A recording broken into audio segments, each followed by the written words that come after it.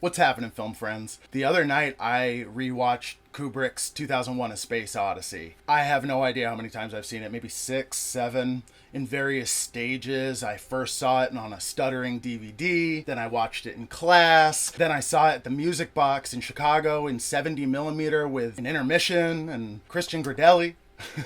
So I've seen it a handful of times. I've watched it on a little laptop while I was working. Sometimes it's really great atmosphere. The last time I watched it was clean in my basement attic over here. And honestly, this is all a ploy. I'm not going to sit here and talk about 2001 A Space Odyssey. There's 100,000 videos that you can watch. I was in a mood. I was watching Koyaanisqatsi. I sound like such a dork. I was watching Koyaanisqatsi, and then I kind of like muted Koyaanisqatsi and listened to my own music. It's atmosphere. I just wanted stuff in the background that I didn't have to, fun visuals pretty much. Nonetheless, I caught myself watching 2001 from the beginning to the end and actually focusing and paying attention. I guess my premise at the moment is that when I was a kid, I didn't understand why everyone spoke so highly of 2001. Even within Kubrick's filmography, it is not my favorite. Every time I watch it, I start it because I'm like, maybe every time I watch it, I'll like it more. And the fact is every time I watch it, I like it more.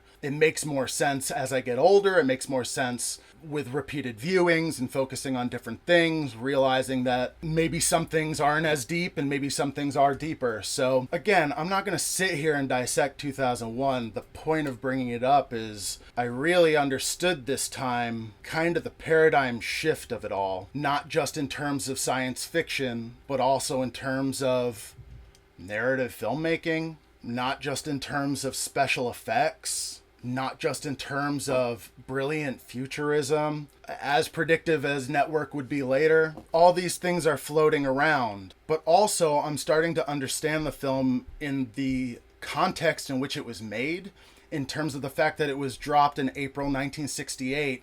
Sure, he had been working on it for a long time, but I've been writing a story set specifically in April 1968. And so I've been doing research into the history of that year.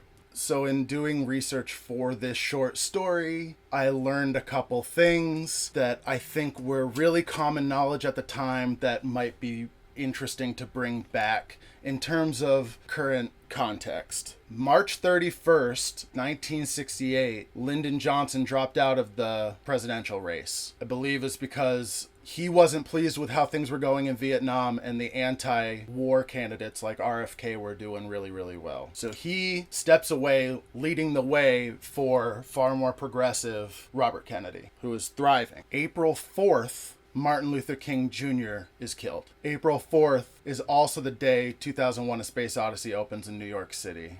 And then a couple days later at the Warner here in Hollywood, and stays there for a few months. On the 5th, there are riots across the country. 6 months prior was the Six-Day War in Israel. And then on April 11th, LBJ signed in the Civil Rights Bill. We all know that the roots of injustice run deep. But violence cannot redress a solitary wrong or remedy a single unfairness. The time is here. Action must be now. Who's on the other side against RFK? Nixon. Guy who was vice president and ran against a Kennedy and lost and is coming back into vogue. And add to that the DNC convention, which is in Chicago, which is where all of that crazy 1968 political Aaron Sorkin footy comes from. Things are playing out very interestingly in the cycles and the Bakhtuns of the world. And I can only imagine what it was like for that weekend. I guess the point is I can imagine. 1967 is the Summer of Love. 1969 is Woodstock. The musicals, the giant budget musicals, the giant budget westerns aren't cutting it anymore. People aren't going to see it. So the studio heads are starting to hire artists like Dennis Hopper, like Warren Beatty, like Francis Ford Coppola to start doing their own little fucking thing, because somehow if we put in X amount of money, the Y coming back is more. and we don't understand the math, but we trust the artist to do it. Music from 1967 to 1974, whatever. You know what I'm saying? I don't know, man. This is a messy little video. It's more like a thought bubble.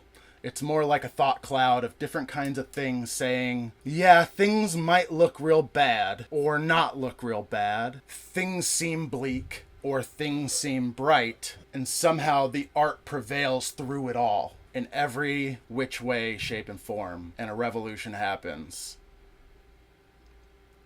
Dare I say, a revolution of love. I don't know what that means for us. Just some things I was thinking about.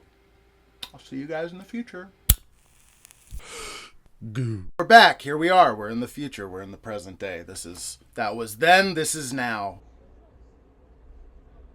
I didn't drop it before. Bonesy says it's because we still had hope that things would turn out the way we wanted it to turn out. Things did not really turn out the way we wanted it to turn out, but that's life. My life is nothing but a comedy. For whatever reason, I wasn't uploading as often. I was trying to do stories and videos that I wasn't quite able to conceive and execute. Now it's a new year. I thought it would be good to look back at some old footage, and that's what I had recorded. I'm still hopeful. There's still a lot of hope and still a lot of optimism. I stand by all of that. Whatever artistic revolution is about to happen, and I'm here for it. I'm really actually quite excited for it. I can't help but look at patterns. I can't help but try and make parallels. I don't know if it's because I'm a writer, and so when you're writing stories, you're writing scripts, prose, whatever, those themes, those reflections play well artistically and creatively. So there's no reason not to look at those patterns in real life. Just life isn't a movie. Things are already a little different. Trump and Nixon are not quite the same beast. As it turns out, Trump is a result of what we learned from Nixon and what to care about and what not to care about and what to emphasize and what not to emphasize. And there were a lot of people like Roger Stone and Dick Cheney that saw what Richard Nixon did and were really down. Again, these are constructs and arcs that have been happening before I was born. So how angry can I really be about it? All I can do is watch. Stop it, please, I beg you! And take a look and see how things are different and how they aren't, how they're parallel, how they're perpendicular, I guess. It's not much deeper than that. What are your plans for your artistic revolution? That's a great question. I saw a meme recently, I don't know if I can find it again, that was to the effect of, the internet is compromised, so all the organization and all the community stuff that we're going to need to do is going to be in real life.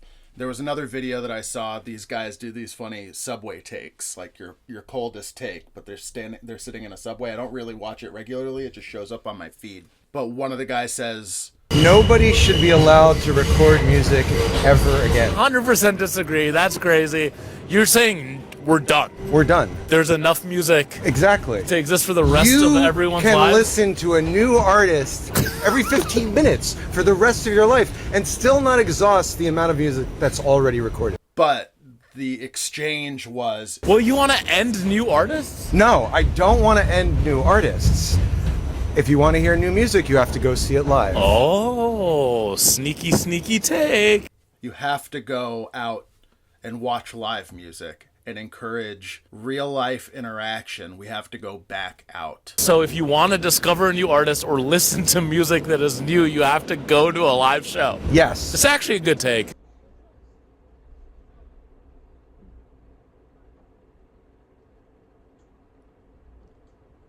I saw an old vintage photo from probably the Village in New York that was like this cool, it was a staircase either going down or going up, I can't remember, but on top it said every Friday poetry reading until 2 a.m. And I think that's the kind of stuff that needs to come back. We have bars that are open that late, that's cool. You know, we go to a pinball bar down the street. There are bars with books and board games and stuff like that. More of these kind of community center feeling places with booze, I guess. There's always the meme saying, why don't they do the Scholastic Book Fair at bars? JB's used to come by, sell pizza. I don't see how selling books is any different. I'm sure a bunch of people would get drunk and buy some Animorphs or something like that. Some Avi books. Unfortunately, our lives are so intertwined with the internet, so intertwined with social media at this point. You'd think all the noises would be annoying, but they're not. My goal is to kind of just use less. I don't know how reasonable it is to say we should all go cold turkey from everything that billionaires produce. I don't know how reasonable that is. I love a walkable city, but that doesn't change the fact that I need a car out here. Of course, I know you through YouTube. I'm going to stay on YouTube. I don't have anything political, good or bad, to say about it. I'm sure I could do some research and tell you why I shouldn't be on YouTube and why all of this is hypocrisy. And I dig. I never liked Twitter. I thought Twitter was the devil. Everything is the devil to you, mama!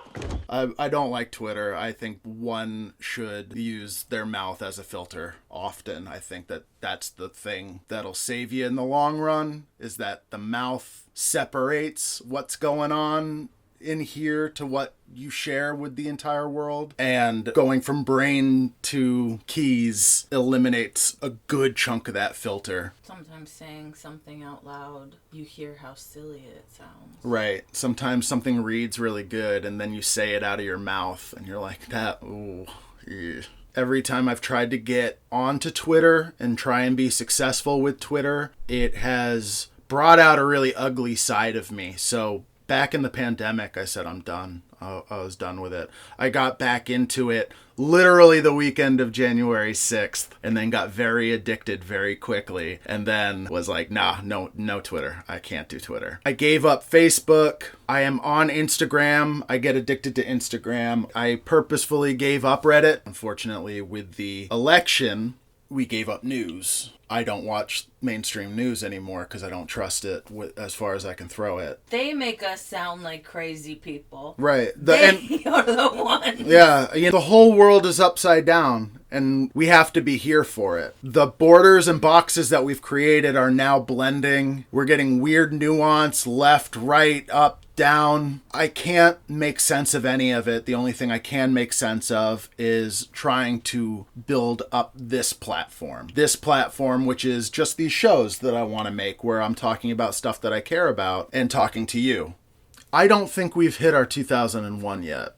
I don't think we've hit our Easy Rider yet. I don't think we've hit our Bonnie and Clyde yet. I think Milk and Cereal, I joke as being as close to Easy Rider as I can think of because of this path that I want to take, which is pretty much staying on YouTube and creating an insular relationship with my community. People that care about film the same way that I care about film and want to support me making movies, and then I get to bring them to you. And it's part of what we've been talking about, which is, free entertainment versus paid entertainment. The big goal is to be self-reliant so that we can live here and do what we want and make the art that we want and ultimately not be beholden to, right now it's tech billionaires. It used to be studio moguls who knew what the audience wanted more than the screenwriter. At some point that kind of switched up. That's what I'm saying in that video. At some point the moguls had no idea why these writers and artists were making money. You think Adolf Zukor understood why Easy Rider was making any kind of money? No, but whoever produced Easy Rider thought it was worth the $100,000 to film the flick and make $1 million back. We've been really watching YouTubers and how they interact with the mainstream. We're really obsessed with like Markiplier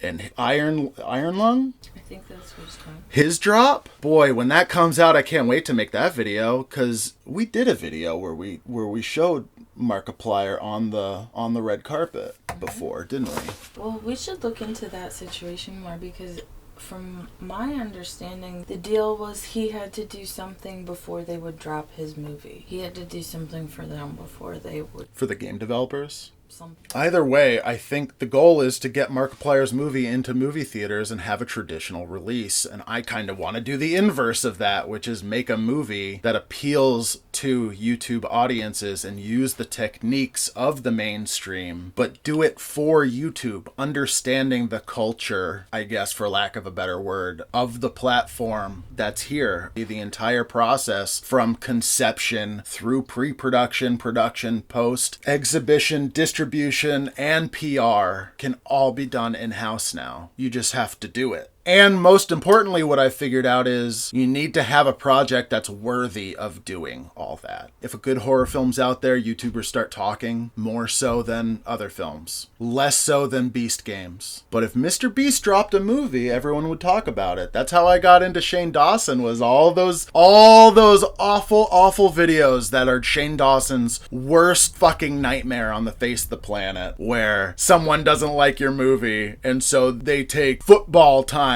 to break down how awful your movie is and then poke really personal shots at you too. There are things that are still out there that started off as ideas that I liked that evolved because that's where the money went. For instance, Independent Film Channel, IFC. I would love for Film Journey to be like IFC, the way it used to be, or Sundance Channel, which was they just play independent films. It's like HBO, but they play independent films. They started producing shows or buying shows like Comedy Bang Bang in Portlandia that people came, and it became about independent programming. I think the same thing happened to TLC. I think the same thing happened all over the place with cable. And that's cool. That doesn't mean that I don't want to have a channel where I can watch independent films and curated independent films. You can dig around the bin all for hours and hours and hours and hours and find something or find nothing. There's something to be said for a curated channel.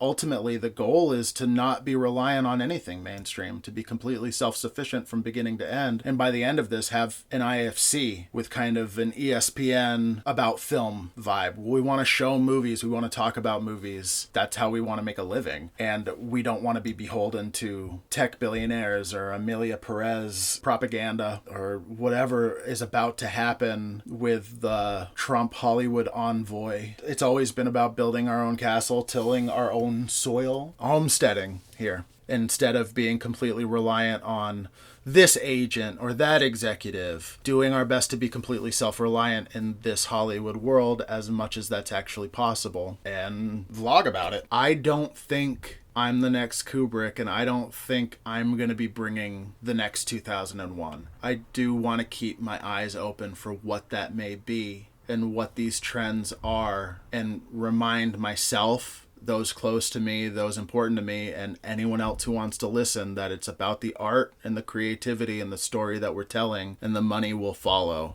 We're entering unknown times, and as scary as that can be, that is sometimes, if not always, the most exciting times. Isn't that the old saying? May you not... No, what is it? It's may you live in interesting times, and that's a kind of a curse. Yeah, it's a fuck you. Yeah.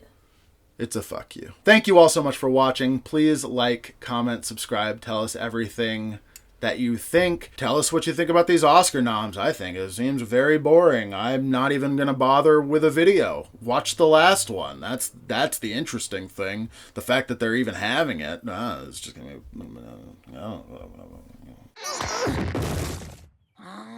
Kids have been doing that one since my day.